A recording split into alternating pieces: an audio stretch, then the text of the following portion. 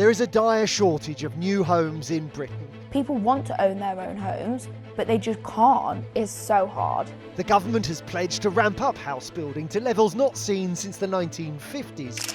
But new analysis suggests it's falling short by a wide margin.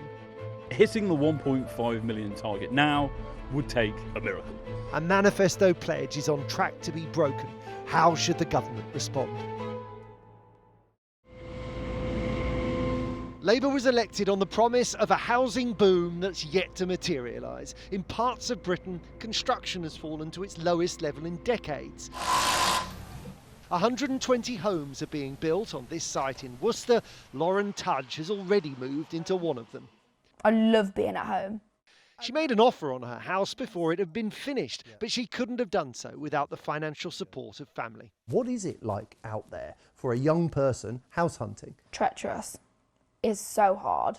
It's one of the hardest things, and that's why I feel so lucky and privileged and proud that I have got my own house, because it is so hard. I've got friends that they work for the NHS and they don't get paid enough to own their own homes. They've had to go into council houses. People want to own their own homes, but they just can't. High interest rates are part of the reason more homes aren't being built, but builders will tell you the planning process is also holding them back despite reform. It's too long, too costly and too unpredictable. If I look back 40 years ago, it was a straightforward process where we could get a planning consent and be on site within 12 months. It now takes 3 years. The number of planning applications submitted to councils is a good indicator of whether construction is about to pick up. The government pledged to build 1.5 million new homes in England in this parliament. Britain Remade calculates that hitting that target would require almost 45,000 planning applications a month.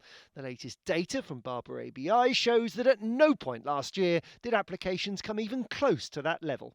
Britain Remade projects the government's on track to deliver 800,000 new homes before the next election, falling far short of its pledge. Hitting the 1.5 million target now would take a miracle. The government needs an urgent, unprecedented and sustained surge in planning applications. And unless there is a dramatic change, this government won't even outbuild the last one whose record on housing they rightly criticise. Britain's biggest mortgage lender is hopeful. The government has pledged billions for social housing and created a new housing bank to help get more spades in the ground.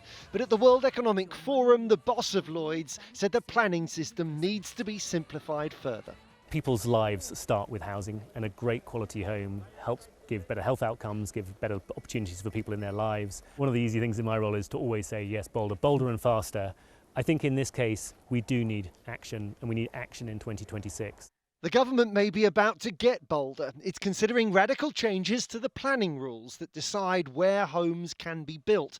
One proposal is a default yes for new homes within 800 metres of tube, tram and train stations, like here at Blackheath Station in South East London. A developer wants to build a row of terraced houses and 2 blocks of flats, 45 new homes in total on this station car park. There have been 1,200 objections so far.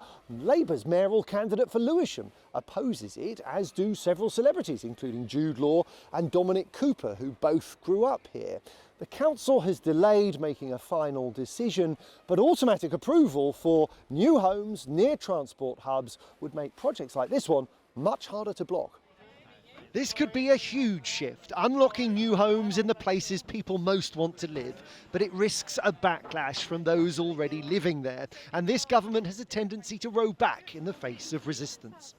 We want to get Britain building again, and we will continue to back the builders and not the blockers. Building housing near train stations is good for our economy, it is good for working people, it's good for businesses, and we are going to take that forward. It will upset a lot of people though, Chancellor. Can you push this through? It will make a lot of people who want to get on the housing ladder, but at the moment are stopped because there is not that availability of homes, will make them very happy. The government says the target of 1.5 million new homes is still achievable. Relaxing planning rules will certainly help hit it, but if it were politically easy, it would have been done years ago. Everyone agrees the country needs more housing, until, that is, someone proposes building near them. Joel Hills, ITV News.